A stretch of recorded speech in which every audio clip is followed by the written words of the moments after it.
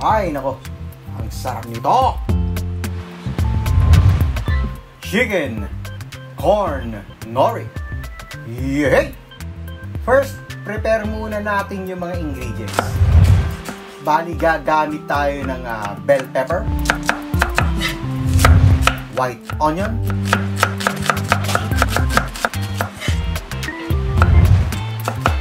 at garlic.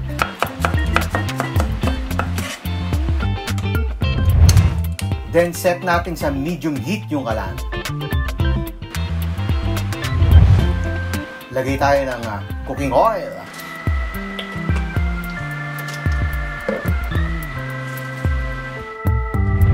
Maglalagay din tayo ng 2 tablespoon ng butter. I-dissolve lang natin yung butter. Yan.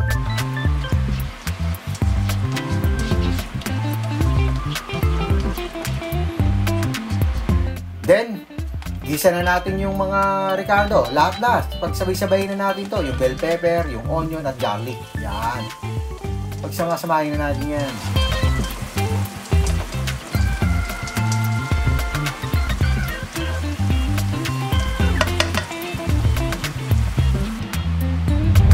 Tapos, prepare natin yung chicken breast. Bali, hiwain lang natin ng ganitong kaliit. Pwede naman kayong gumamit ng chicken thigh, i-debone nyo na lang. Para sa akin, chicken breast tong ginamit ko para healthy. Less yung oil nya.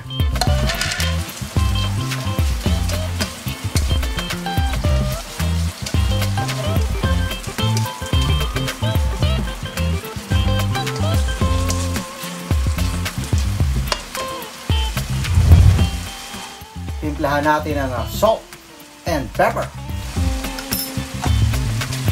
Yung dami ng salt and pepper, depende naman sa inyo yan, ha?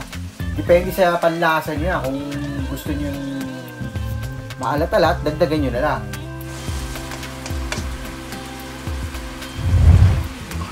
Lagay tayo ng sweet corn. Pwede nyo gamitin yung nasa lata or yung frozen na nabibili sa grocery. Pwede naman yun. Lagyan natin ng tubig. Lutuin lang natin siya ng mabilis lang to, ano lang to kasi para hindi ma-overcook yung chicken breast. Mga 10 minutes lutuin natin. Iyon, no? Ang bango.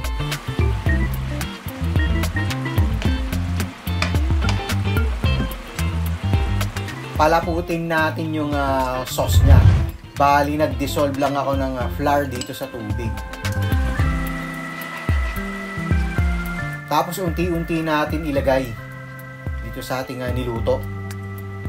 Tansyahin nyo lang, depende yan sa lapot na gusto nyo, ha. Huwag nyong ibubuhos lahat, baka sumobra yung lapot. Pagka ganun na, sumobra yung lapot, dagdagan nyo lang ng tubig. Ganun lang.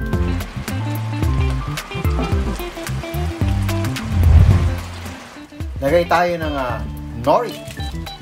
Kahit anong brand ng nori, pwede nyo gamitin. Kung ano available sa bibilhan nyo, pwede yun kahit ano.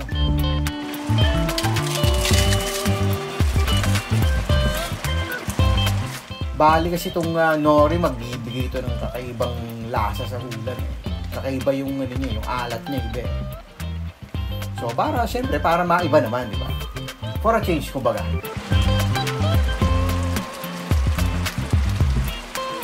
Yan! Luto na! Okay na to.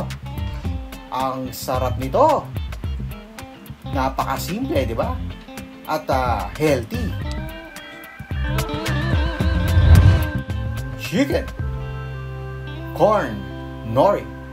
Yehey!